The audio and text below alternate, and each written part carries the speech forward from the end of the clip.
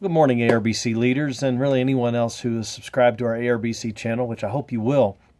I want to take a few minutes to just talk to you about three important keys in visiting shut-ins.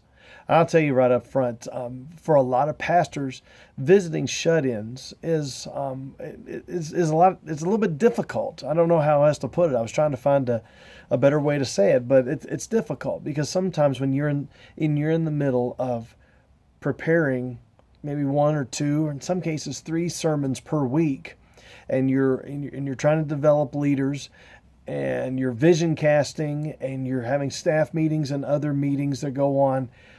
Sometimes it's almost like out of sight, out of mind.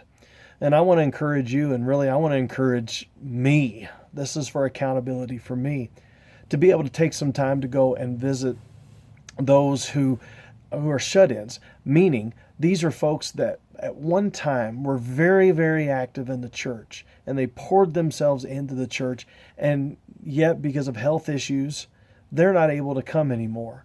And many times they feel very disconnected to a place where they felt very connected to. And if you happen to be a new pastor that's coming in, you're dealing with the people that are around you and the people that you know, and many times dealing with and visiting people that you're not around all the time and you don't have that immediate connection with. You need to take that extra step in going and doing this. And this is something that I've been challenged on for a while, and I'm trying to improve on as well. But when I go and do this, these are three things that I found that are great are great keys. I'm looking at my notes over here, are great keys to visiting shut-ins. And they're really three things. One, listen to their words. We only know them from this particular chapter in their lives. And many times pastors that come in, that's all that we tend to think that they ever were. Now, we know that that's not the case, but sometimes we think that that's all that they ever were. But as you talk to them and you begin to hear their experiences, and some may have served in the military, some may have been at a particular difficult time in the church or a particular glorious time in the church, you begin to understand not only have they been there over the long haul, but you get little insights into the history and what has developed the culture of the church that you're in right now. I mean, that's a side thing, but really what you need to do is to listen to what they're saying. Listen, and sometimes even listen to what they're not saying, but you can piece together some of the issues that are going on with them right now. So listen to them. Second of all, encourage them in the Word. Have a Bible with you. And especially if you have shut-ins, many times these are of an older demographic, bring a Bible with you. Hold a Bible in your hand. Yes, you have your Bible on your phone, and you could scroll, you can hit the app and you could scroll and find a particular verse. But there's something about holding a Bible. And I believe it's important for those in younger demographics as well, but there's something about holding a Bible that means a lot, and encourage them from the Word.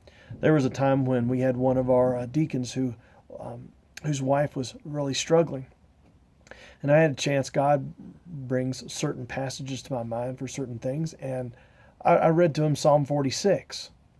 Well, when his wife passed on, he asked me to read that particular psalm because he had read it 1,000 times before, but it had never clicked in like that, and it was a great source of encouragement for him. So bring a Bible and have an idea of some particular passages and pray and ask God to give you wisdom of particular passages that come up. And then lastly, when you leave, I would recommend not staying too terribly long, because you never know what their physical condition is, and there may be only a certain bank of energy that they have. But what I would tell you is pray, being informed with the Word. Pray the Word with them. Pray the gospel with them. Many times they may be believers, but they may not. But the gospel is not just to bring you into the kingdom. The gospel is there to also encourage you in the kingdom. This is very, very important, especially if you are, again, going back over this whole thing as we wrap this up, especially if you're a church, one who's going in to revitalize a church, or you're going into an established church, or you're going in to replant a church, and you're going to have older people that are there, senior adults that are going to be having some health issues. So again, I'm putting this out for my own accountability, but I also just want to remind you as well. It is so important for us to make those connections, and not just to be preachers, and not just to be vision casters, and not just to be leaders of meetings, but you've got to be able to connect it with everybody that has some sort of connection with your church. Now, of course, that can broaden into other areas, but this is something you need to keep in mind. So those are 3 ways and 3 keys to visiting shut-ins. Listen to their words, encourage them in the Word, and then pray the Word back to them so that they may be strengthened. My name is Matthew Perry, lead pastor at Arapahoe Road Baptist Church. And check out our website, arbc.net.